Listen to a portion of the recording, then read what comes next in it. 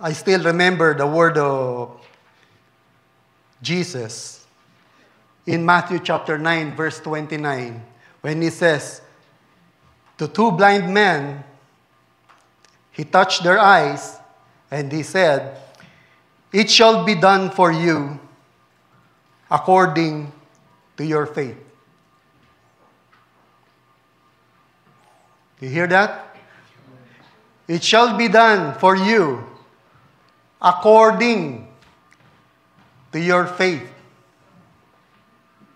That's how important to understand how crucial your faith is. According to your faith, it will be done for you. How is your faith today, if I may ask? How is your faith personally? You don't need to answer, but I invite you to, ano nga ba ang faith ko? Yeah.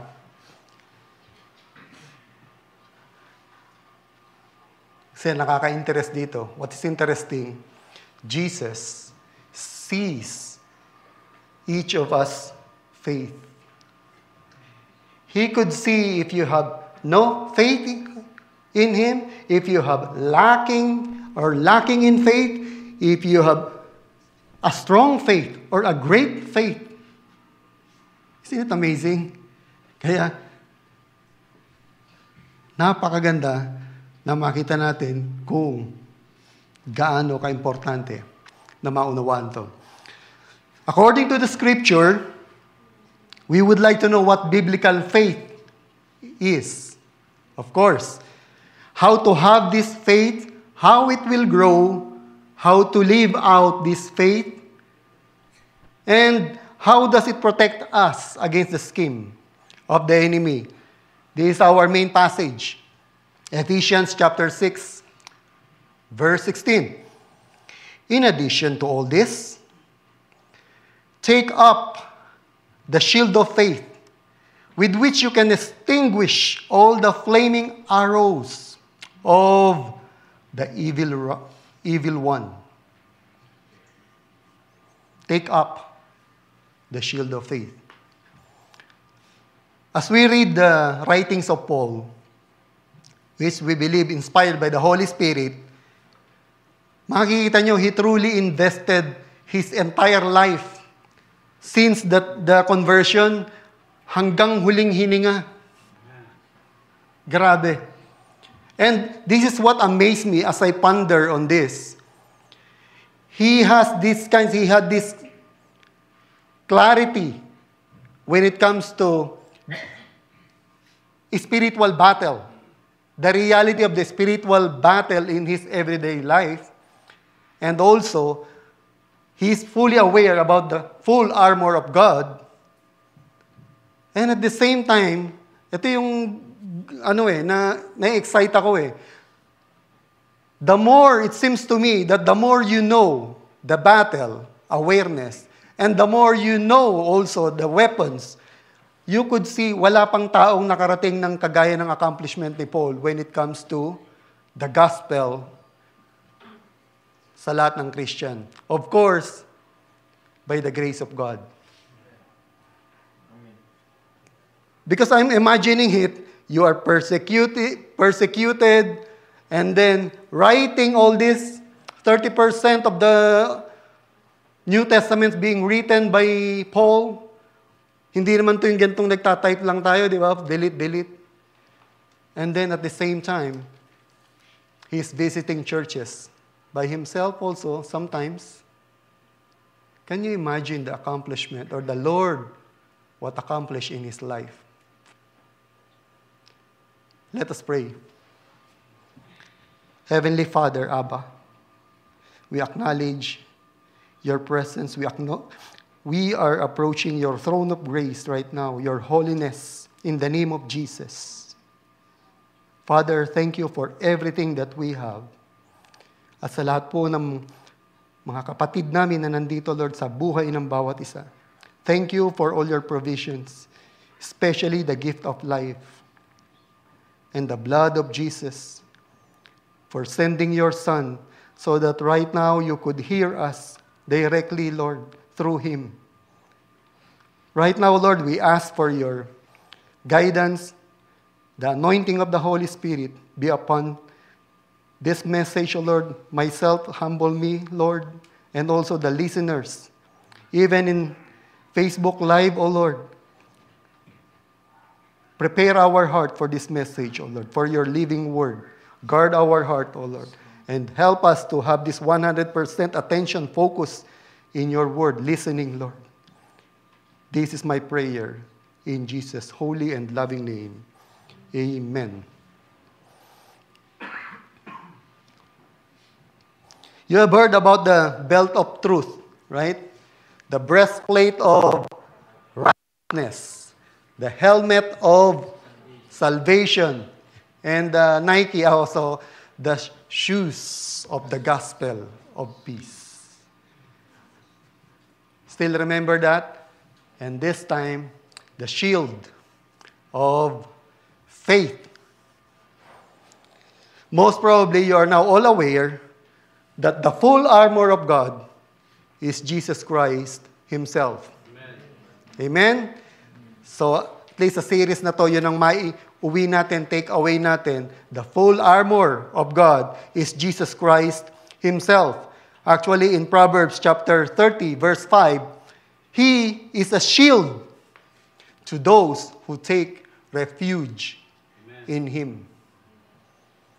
Just take note, to those, not for everyone, but only to those who take refuge in Him. He is your shield.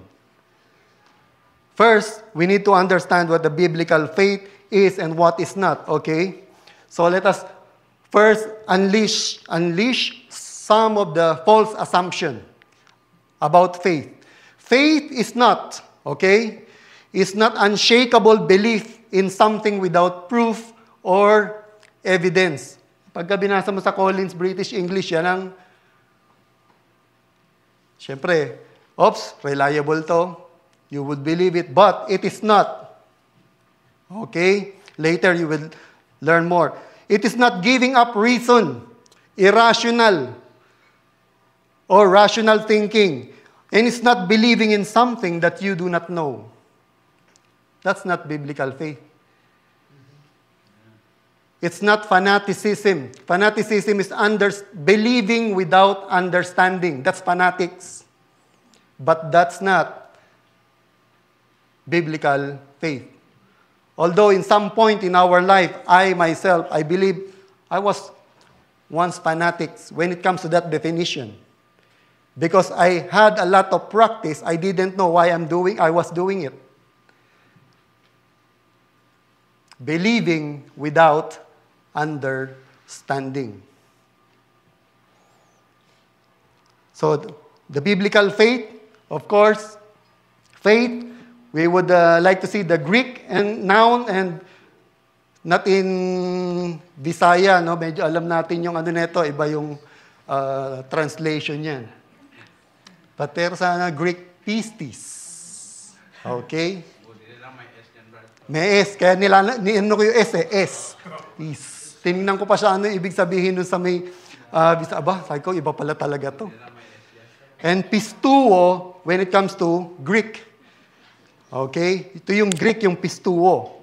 And in New Testament, it tends to mean belief, trust, and faithfulness.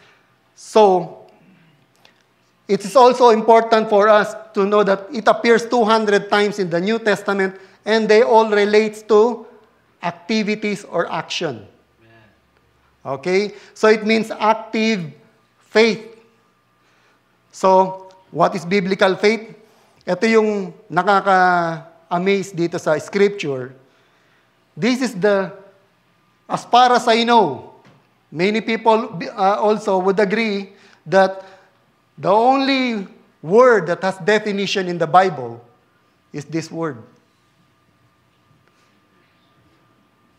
That is why it seems the Scripture really wants us to understand it without confusion. In Hebrew chapter 11 verse 1, narinig nyo ng paulit-ulit to, pero I want you to read this again carefully. Now, faith is confidence in what we hope for, and assurance about what we do not see. Assurance about what we do not see. It's not a word that needs to decode or something. Yun lang ang gusto kong sabihin. Faith is not a religious word.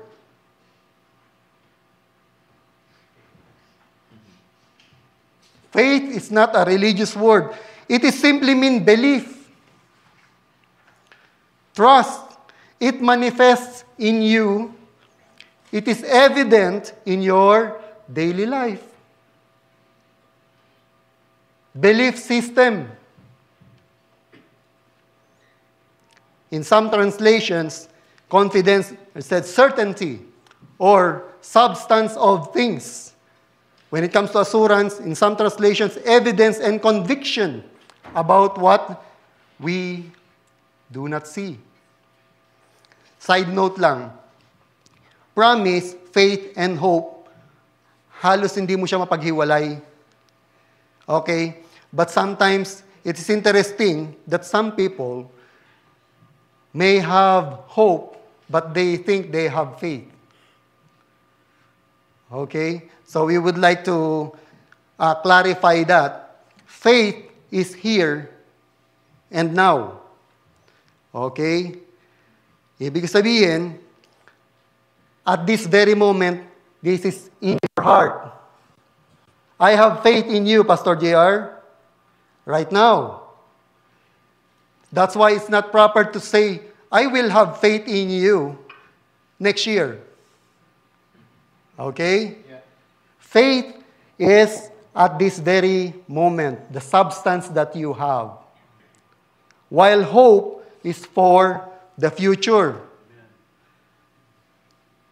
Hope is always future-oriented. It is unseen. That's why Romans chapter 8, verse 24 says, hope that is not seen is not hope at all. Kung nakikita mo yan, hindi na yan hope. Amen. Right? Now, on the basis of faith, you can have now hope for the future. Okay? It's either dim, malabo, o maliwanag. It depends. Hope is built on the object of your faith. This is the object of your faith. This is your faith. And this is your hope, the future. Object of your faith, sino may sabi? Saan mo nalaman? Ano ang source? What is the source before you believe it? Are we following? Hope that is not based, this is important as well, hope that is not based on faith is just a wishful thinking. Halimbawa, for example, I hope pagdating ng araw ay ako'y makatravel around the world. But without the basis, without the foundation of that, it's just a wish. I hope makapunta ako ng Canada, mas kasama ko kayo dyan. Oh bro, apply ka ba? Hindi pa nga eh. So it's a wishful thinking. Okay? I remember, it was 17 years ago when I first met our employer, Dagil Sabek. This is the word that he said to me. I will bring your family in Canada. Sabi ko, parang wala pa ako narinig na ganun ah. And then, later, I shared it with my friend. They said, maybe illegal recruiter yun. So, the faith is really, I had so little faith on that word, right? But, because it grows, it depends on the promises. So, little by little, and the same thing later, makikita natin, ganun din tayo sa Panginoon. Now, how to have the biblical faith? Ito ulit, nakakatawa sa Scripture, bukod sa the Scripture defines it already, it also gives us a clear and simple instruction how to have this faith. It comes from hearing. Like what all of us have in the secular world, it always starts from hearing. Okay? So faith comes from hearing. And hearing by the word of Christ. Boom. That is what it becomes biblical faith.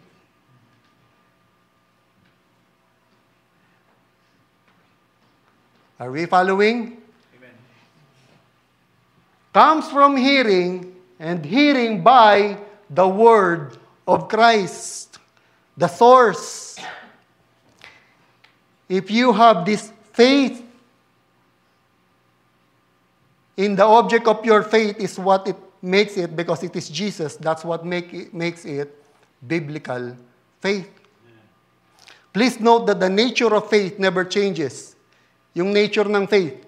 Ang naiiba, yung object ng faith. It is universal. It applies to all belief system. All people has faith. Lahat. Muslims, agnostics, Catholics, Buddhists, even atheists. That's their faith. Yung paniniwala.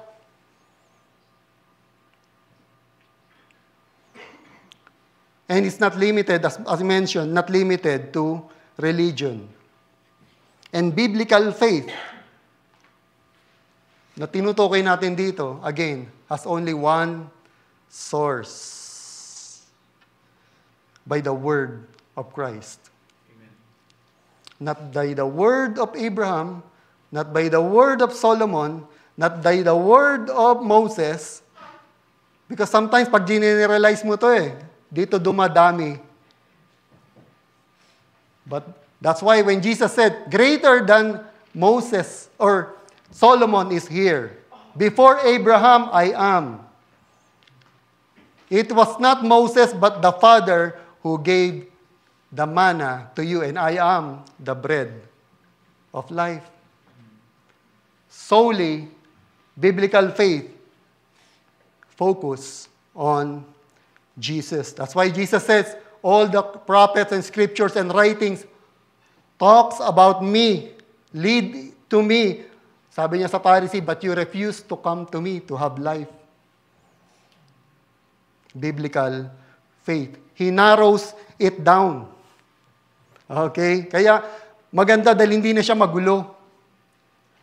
Very simple and clear. Again, the object of your faith is what really matters. Now, it is important because the power of your faith is limited to the object of your faith. It is limited to the capacity of your object of your faith, the capability, the ability. For example, it could carry 5 passengers. Even if you are in good faith, I think it could carry 20 passengers. No, it is limited to the object of your faith. The power to believe a promise depends entirely on our faith in the one who promises. Napansin nyo ba yon? Maski sa buhay natin, ordinary, pag may nagsabi sa atin, parang automatic pinapaniwalaan mo siya base sa pagkakilala mo sa kanya. Or, hindi mo rin naman napapansin, hindi mo siya pinapaniwalaan dahil hindi siya reliable. Parang gano'n, sabi natin, drawing ka lang Merong gano'n. That's why we cannot blame people when that is their perception sa atin. And some says they won't believe the scripture until they are 100% sure that it is true. Imagine, Brad Bong mentioned it before, right? And there are some people who still had that kind of perspective, like proof that it is 100% true. And that is impossible. That is impossible to live out that kind of principle or belief. You cannot live by that. You cannot even apply it in your life. Masarap lang sabihin. Why did I say that? For example, you have your medication. You had no idea it is 100%. That's the content of that. You could not verify it, but you take it anyway out of your faith based on logic, reasoning, evidence, but not 100% proof. Even just eating in a restaurant, you are not 100% sure that is the healthy, clean, no GMO, everything. But you eat it anyway. You could not verify it. That's why it takes unknowingly or knowingly, we are exercising faith every day of our life.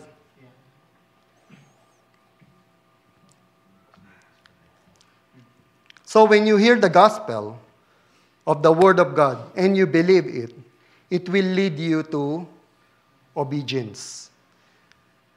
Your faith will lead to action. Amen. Kasi wala ka nang makitang nag-obey, nang nag-stay. Diba?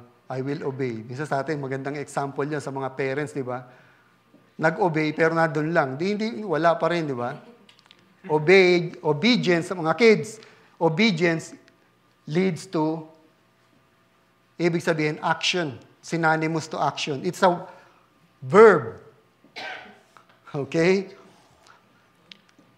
Now, what are the examples of the gospel commands? Because Paul says, gospel must be obeyed.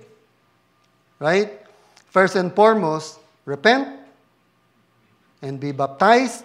Repent meaning change of your mind, change your perspective, and then after baptism, you will express thanksgiving for what you received, the grace of God. And learn to obey all things that He has commanded us. Apostle Paul was fully aware of that when he wrote to Thessalonians, 2 Thessalonians chapter 1, verse 8, He will punish those who do not know God and do not obey the gospel of our Lord Jesus. Because sometimes we see gospel as good news, ibinabalita lang. Yung newscaster ka lang, you just share the good news. But the main difference, gospel, although it's a good news, it demands obedience. It demands obedience. It's not just a good news. And when you obey it, that will become a good news to you. You can't help it, but you also a carrier of the good news. You will share it. Hallelujah, brothers and sisters. Let's give a clap of praise to the Lord. Praise the Lord. When you were baptized into Christ, ito pa yung isang, parang tinitingnan ko, na-save na ako, sobrang pasasalamat, but there's still more, sabi nga ni Pastor JR, comprehensive. Yung coverage. He becomes the full armor of God in you, Jesus Himself. In Galatians, Paul wrote, For you are all sons of God through faith in Christ Jesus. Now, biblical faith. Faith in Christ. For all of you who were baptized into Christ have clothed yourselves with Christ. Amen. Armor of God. Amen. Irresistible. Simple, but not easy to believe. Sabi niya nga, we are slow to believe.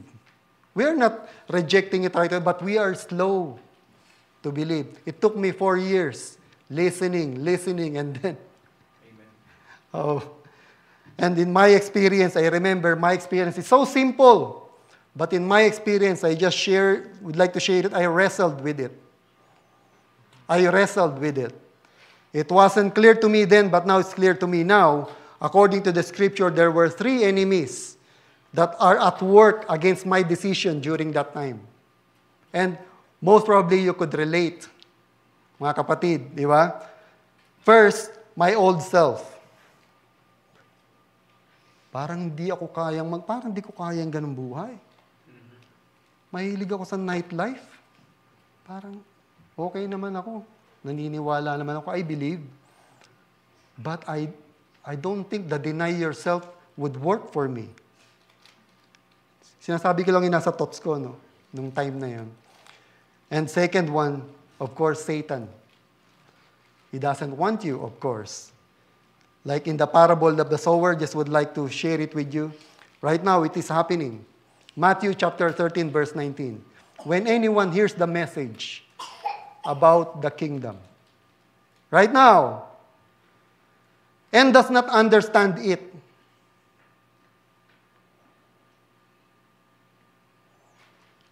the evil one comes and snatches away what was sown in their heart. Even yung natitirang nauunawaan mo, kukunin pa ng enemy. And it was so true.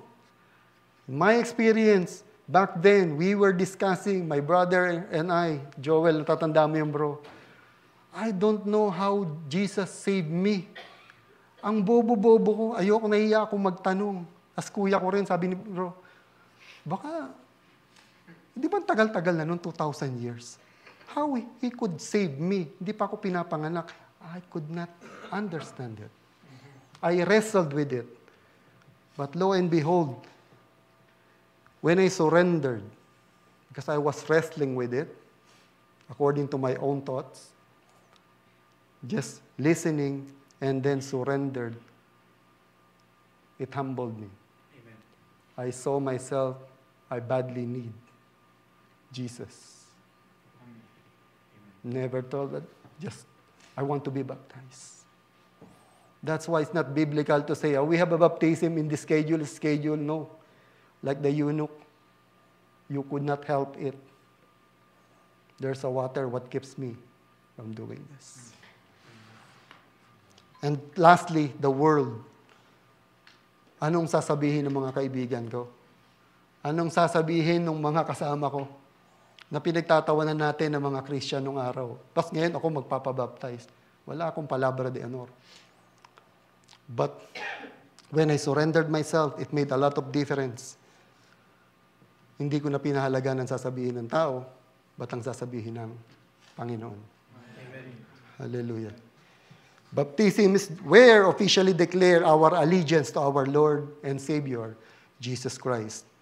My journey started there, little faith, and started to grow, until hanggang sa ngayon, I want to gain Christ even more. Faith in Jesus grows in obedience. Wala na pong iba. Dito lang po mag-grow ang pananampalataya natin sa Panginoon.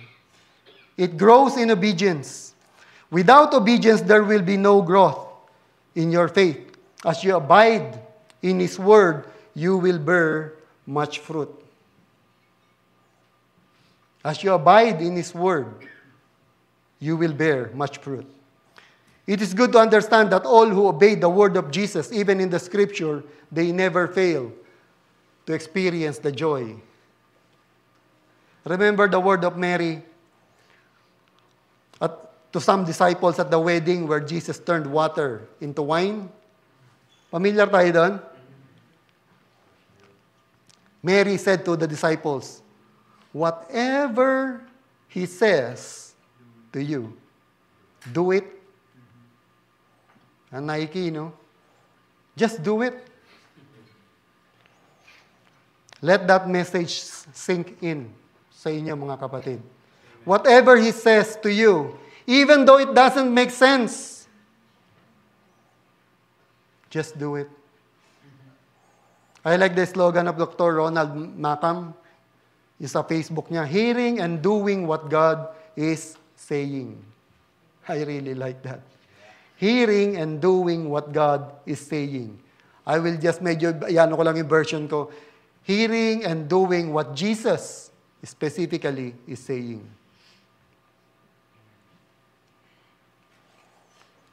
Faith in Jesus, again, grows in obedience. Imagine yourself, just inviting you. Imagine yourself, you're this guy. You fill the jar, 6 or 20 to 30 gallons. Isa ka, marami sila, yung disciples. Then after filling it up, and then eventually, nung dalhin sa yung alak, this is the best wine we ever had. They rejoiced, they drank, but imagine what happened to you. You personally know that you poured water in there. Walang kaduda-duda, tubig ang nilagay ko. People rejoice around you, but you have a different person after that. You are a different person after that.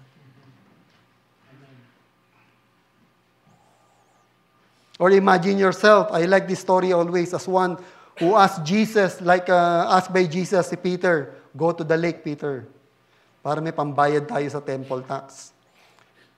Throw your hook, and then the first fish that you catch, open it. Andun yung pambayad natin, libre pa kita. I don't know if you experience fishing. Really like fishing, eh? Pag ganyan mo, alam mo maraming fish doon. Kaya sabi ang fisherman, by faith eh. Hindi mo nakikita yung fish, pero alam mo may makukuha kang fish. Di ba? By faith.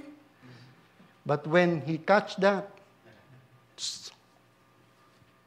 first, hindi yung random, first, open it, 1 shekel. Peter would never be the same again after that, I believe. Do you think they won't grow in faith? Kung sa iyo yun, hindi ka mag-grow in faith kay Jesus. Kaya tanong ko, remember, when someone or something that you are really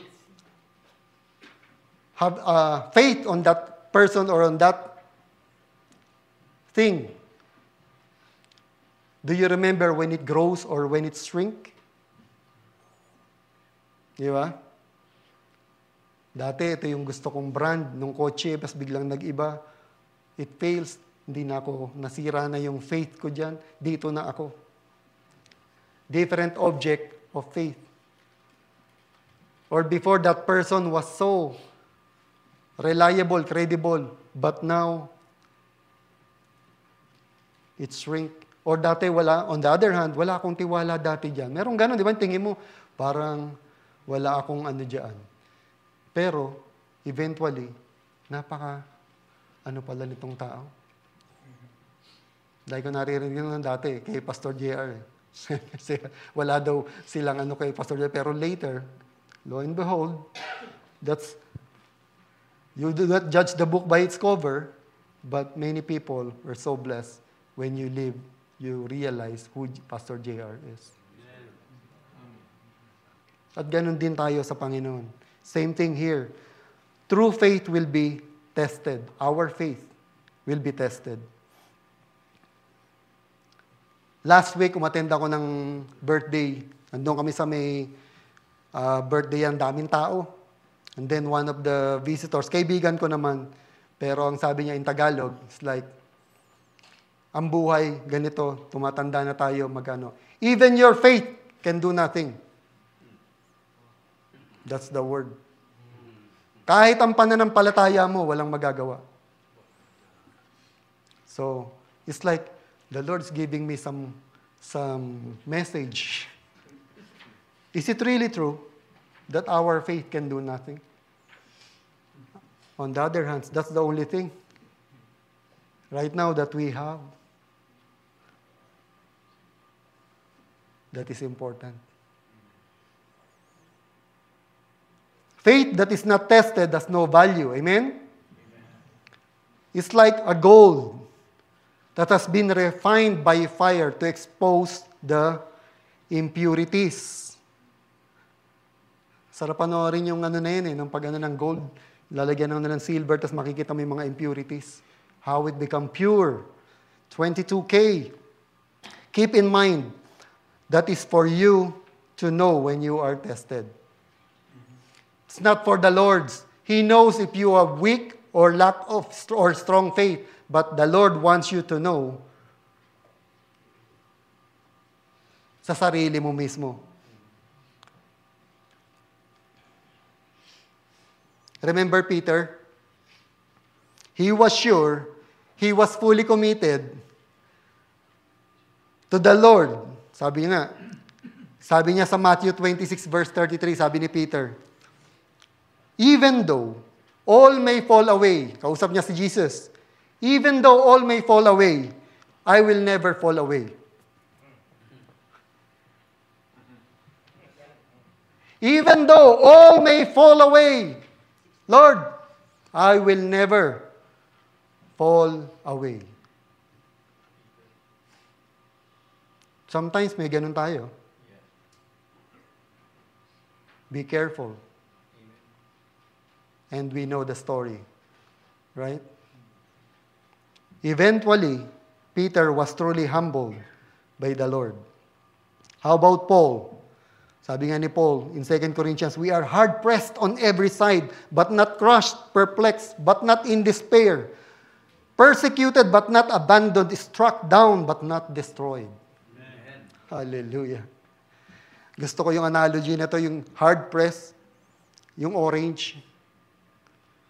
When you hard-press the orange, squeeze mo siya. Anong lalabas? Orange juice. Right? I-squeeze mo pa siya ng todo, orange juice pa rin. Kahit anong squeeze mo, imposible siyang mag-produce ng apple juice. Di ba?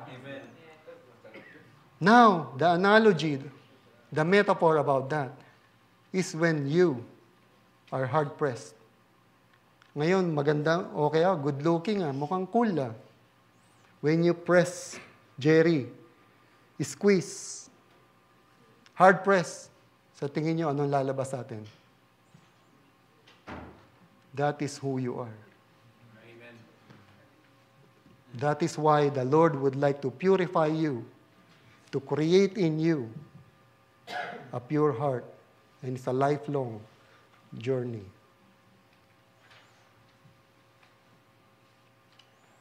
Am I preaching?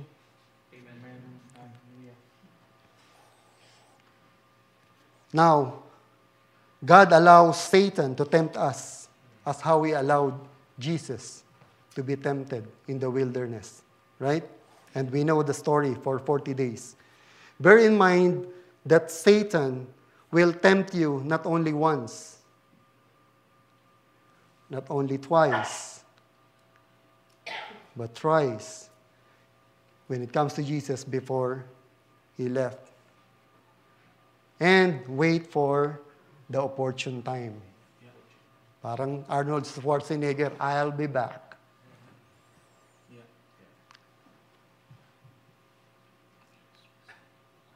Now, sometimes we miss this one. Take note of that good life, successful life as defined by this word is one of the temptations. Crown without a cross. Success. Just worship me, Satan said. Ang intention niya lang naman, wala ang time mo sa Panginoon. Amen. And Satan could give you good life according to the measurement of this world. Most of the times, if you're like me, una pa lang, give up na ako, doon pa lang sa bread pa lang, tapos na agad. Diba? It's a temptation. If you cannot resist your belly, how come you could resist the devil? Diba? And Paul remind us, alam mo, nakaka-bless lang dito, even if you fail the test, Jesus is not surprised. Amen. He's not surprised. Actually, He knows that you and me will fail. Amen. That's the good news. That's why Paul reminding us, just take up your shield of faith to extinguish all the flaming arrows. What are the flaming arrows, if you may ask? I will tell you, it never changed. It never changed since the fall of Adam and Eve. Ano yun? Lie and deception. Hindi na bago. Never change. That's why Jesus said, Satan, the father of lies. Kasinungalingan. I need you to understand this, church. His flaming arrow primarily focused against your faith in the Word of God. It focused in what you believe in the Word of God. Yun ang tinatarget ni Taning. Remember, in the garden, only one lie was used by Satan. Did the Lord really say this?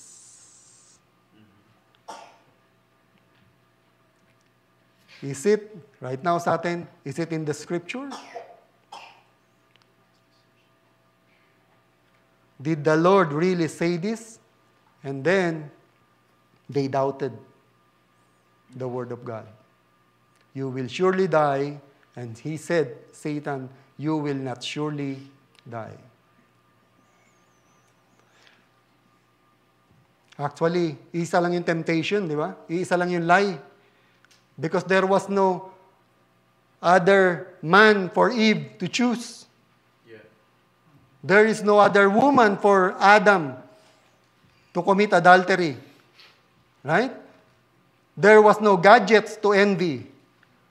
There is no other things that you will covet. Yeah. It's only the Word of God ang tinarget ni Taning. That is why, sa ngayon, how many arrows do you think that Satan is throwing at us? How many lies? How many questions for you to doubt the Word of God? We are being showered by all kinds of lies aimed against our faith in the Word of God to sow the doubts in our heart. It is happening. Tunay ito, mga kapatid.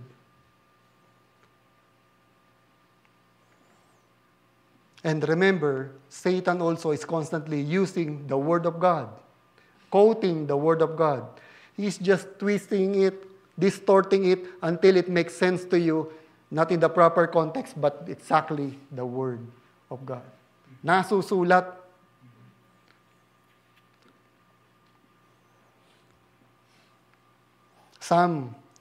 Magbibigay lang sa sobrang popular attack to our faith. I don't know, some people don't see it maybe an attack, but the effect.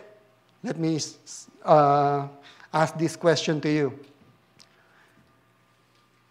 For example, you are already a Christian for how many years now, or many of us? Is it your faith or from God? You were so on fire, and then that question will throw at you. Is it your faith or from God?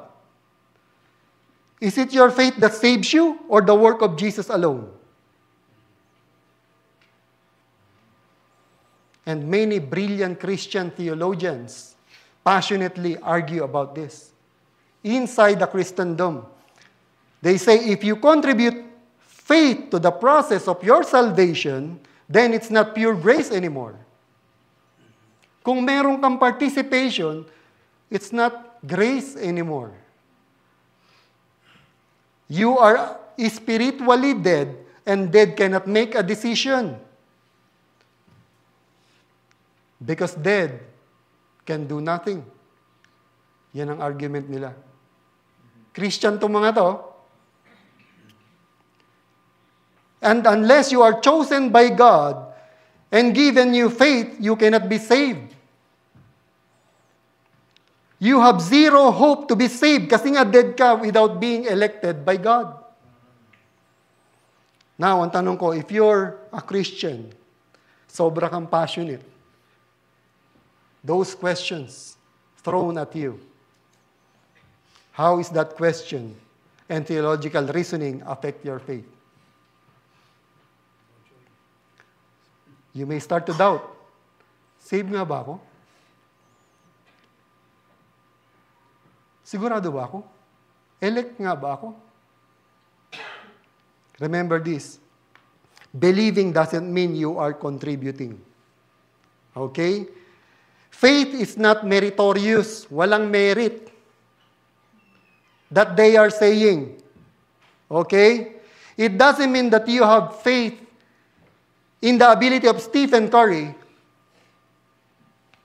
If you have faith in the ability of Stephen Curry to make that shot, or in his ability, you are participating in his accomplishment. Right? Kahit pa matakas ang faith mo, walang idinagdag yun sa achievement ni Stephen Curry. Amen. You did not steal or you cannot steal anything from his glory. Amen. Or it doesn't mean that you believe in great physician, a doctor or surgeon, you are taking credit to the success of your surgery. No, you cannot. Scripture says you cannot boast for your faith itself, which is true, but you can boast for the object of your faith, Amen. which is Jesus crucified. Amen. Hallelujah. Amen. Let the one who boasts, boast in the Lord, Amen. Paul says. It is interesting that these people are passionately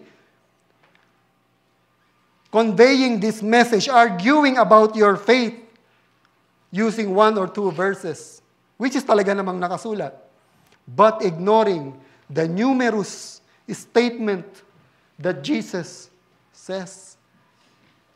Jesus saw their faith.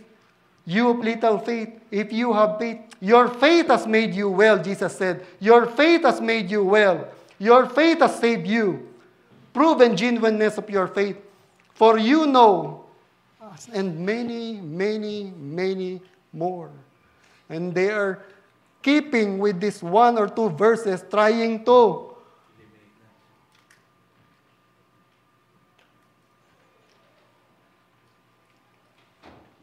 contradict what Jesus says. And take note, those people are not excited to see you passionate about your faith. Napansin niyo yun? Those people, is it your faith? Because they don't want you to see having passion or sobrang may faith sa Panginoon. And when you doubt, whose work is that? Kaninong gawa yun? If faith is not yours, but from God alone, is Jesus lying? Your faith saved you. Your faith has made you well.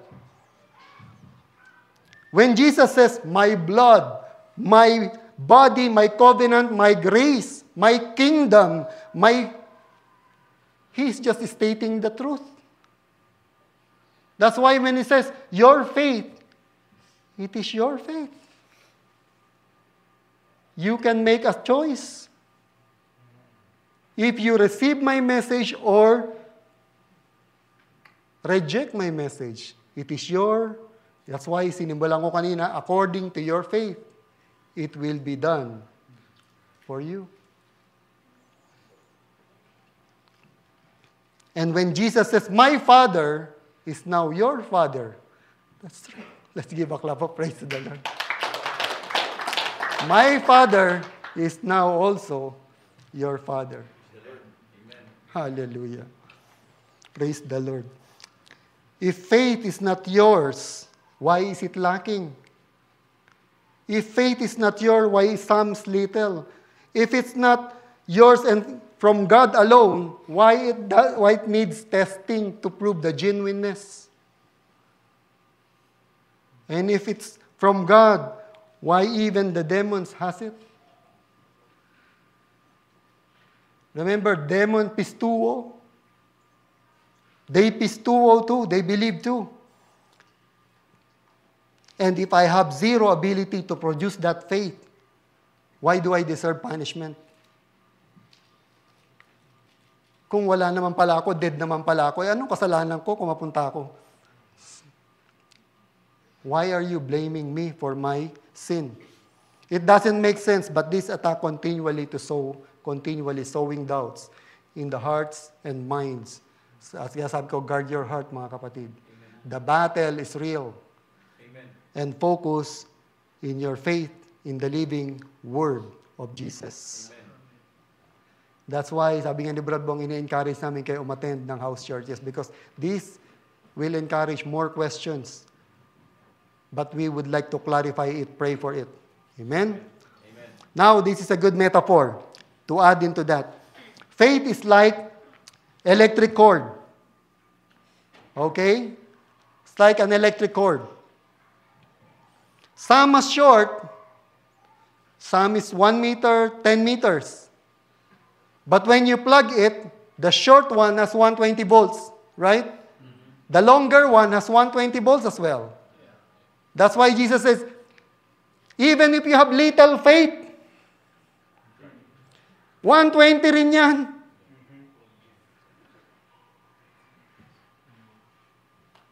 But if you have a long cord, it's still 120, but you could reach more. Amen. That's why increase our faith. And your faith, your cord, won't affect the source. It will still remain 120 volts. You cannot add into it, dahil sa meron akong cord, kaya ako nakapagtrabaho. It is because of my cord. It is because of my faith. That's why may 120 ron. No.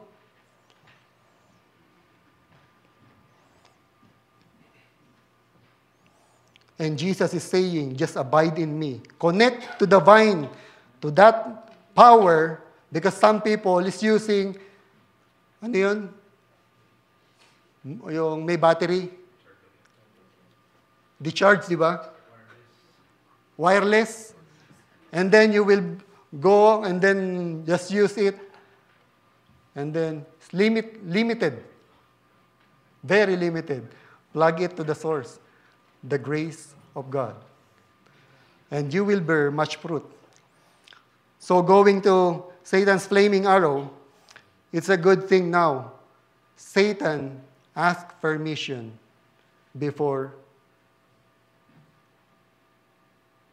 he reached you. Sabi ni Jesus kay Peter, Simon, Simon, Satan has asked. Parang may ano pa pala si Satan eh. Humihingi pa ng permiso eh. To sift all of you as wheat. Wheat. Magpapapirma muna, kumbaga sa lib, magpapapirma muna.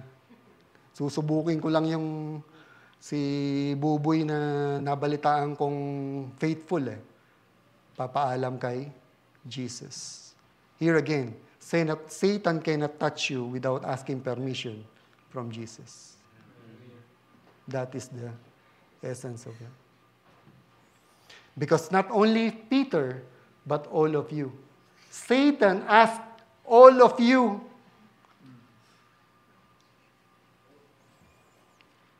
The good news is, Jesus said, but I have prayed for you. Hallelujah. Let's give a clap of praise to the Lord.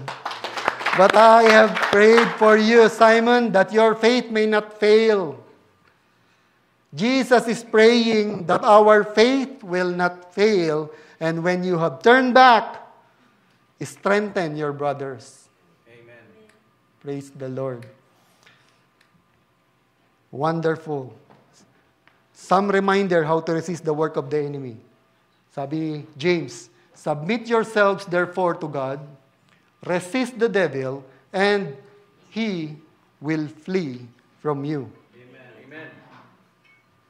Now, sa akin din, nangyayari to, ewan ko sa inyo, sometimes, I just resist the devil and he will flee from me. I was expecting he will flee. But, we missed this one. You could not resist Satan on your own power. Submit yourself. Activate your armor of God. Pray. And the devil will flee from you. Just go to the Father. Sumbong kay Father. In Jesus' name.